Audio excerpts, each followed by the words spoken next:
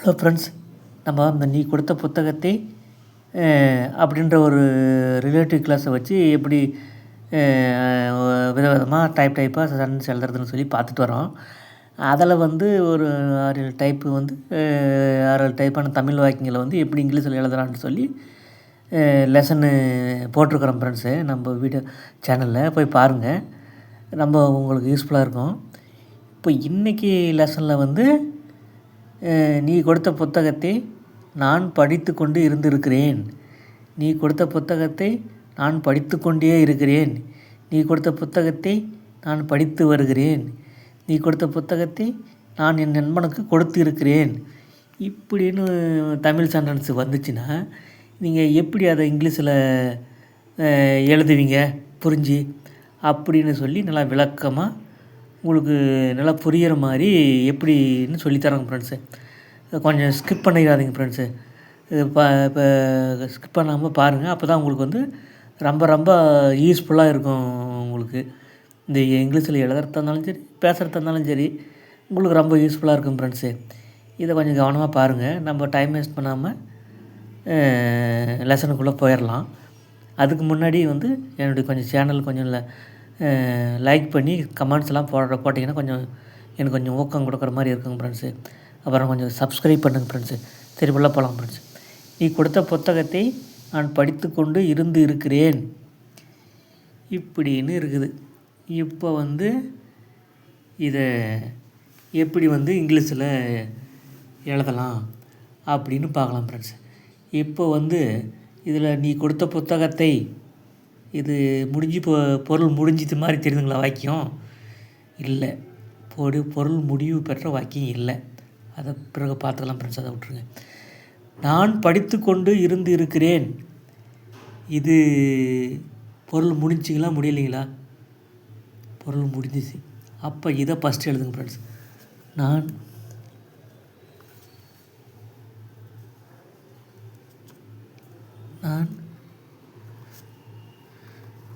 படித்து கொண்டு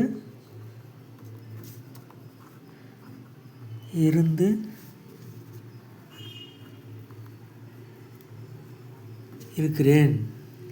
சரி, இது என்ன tense friends? Present perfect continuous tense friends. அது எப்படி எழுதலாம்? ஐ ஹேவ் பீன் ரீடிங் இப்படின்னு எழுதிடலாம் friends. Present perfect continuous tense. சரி, அடுத்தது நீ கொடுத்த புத்தகத்தை படித்து கொண்டே இருக்கிறேன். இது என்ன டென்ஸுங்க ஃப்ரெண்ட்ஸு? அதுவும் அதே ப்ரெசன்ட் பர்ஃபெக்ட் டென்ஸ் தான், கண்டினியூஸ் டென்ஸ் தான் friends. Present perfect continuous tense தான் இதுவுமே. நான் படித்து கொண்டே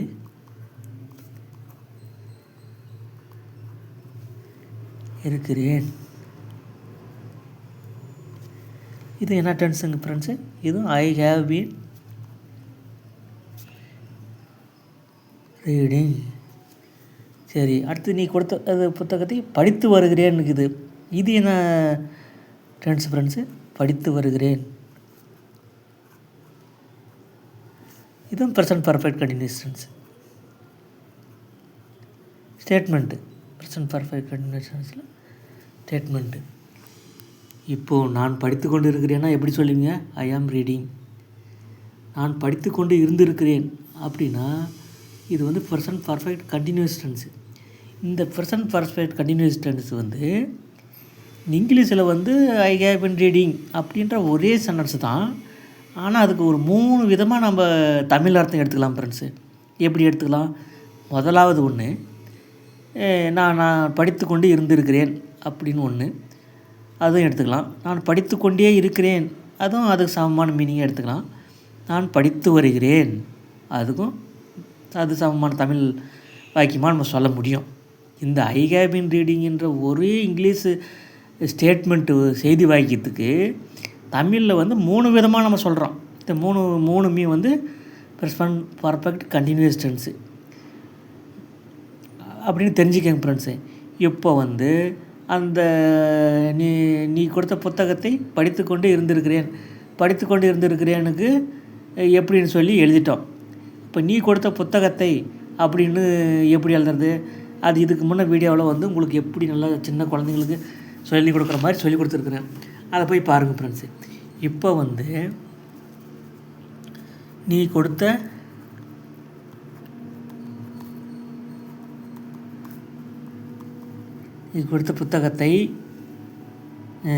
புத்தகத்தை படித்து கொண்டு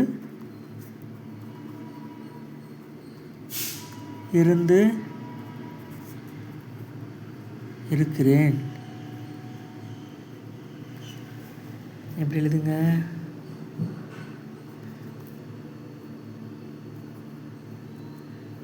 I have been reading the book which you have.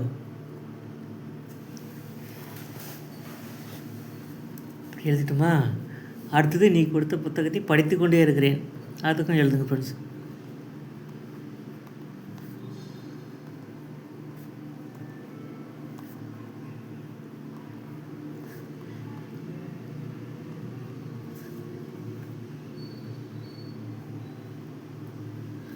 அதுக்கும் பாருங்கள். ஐ ஹாவ் பீன்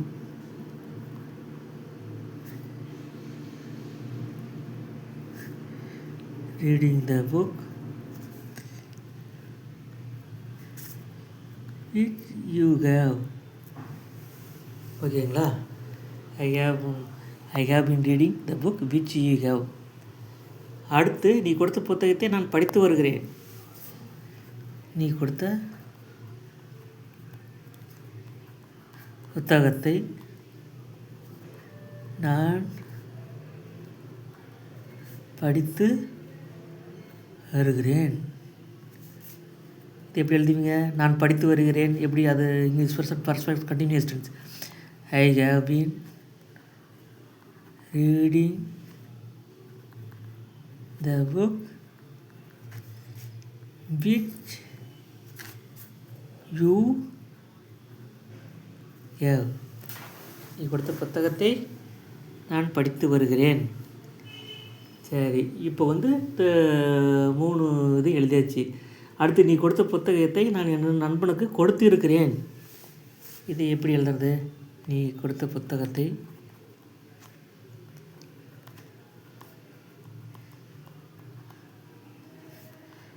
நான் என் நண்பனுக்கு கொடுத்து இருக்கிறேன்.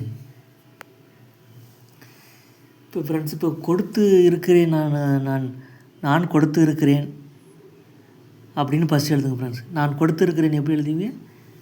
ஐ have given.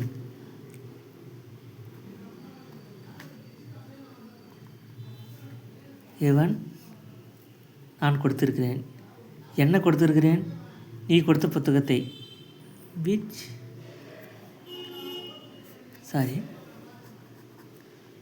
the book which you gave.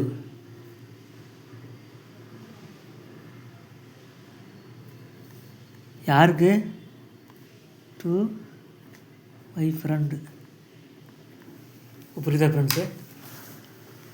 நீ கொடுத்த புத்தகத்தை நான் என் நண்பனுக்கு கொடுத்திருக்கிறேன். இப்போது இதை வந்து எப்படி மீனிங்ஃபுல்லாக புரிஞ்சு எழுதுவீங்க? நான் கொடுத்து இருக்கிறேன், அது என்ன டென்ஸு? Present perfect tens. எப்படி எழுதுவீங்க? ஐக்கு நான் போட்டிக்குங்க. ஐ கொடுத்திருக்கேன், ஹேவ் கிவன். எதை கொடுத்திருக்கிறேன்? நீ கொடுத்த புத்தகத்தை. அப்போ the book which you gave. அடுத்து யாருக்கு கொடுத்துருக்கிறேன்? To my friend. புரிஞ்சாங்க ஃப்ரெண்ட்ஸ்? இப்படி தாங்க ஃப்ரெண்ட்ஸ் நல்லா புரிஞ்சு எழுதணும். நன்றி ஃப்ரெண்ட்ஸ். அப்புறம் நாளைக்கு இன்னும் இதே மாதிரி டைப்பாக இன்னும் நிறைய டைப் இருக்குதுங்க ஃப்ரெண்ட்ஸு. அதையும் நான் உங்களுக்கு சொல்லித்தரேன் ஃப்ரெண்ட்ஸ். பாருங்கள்.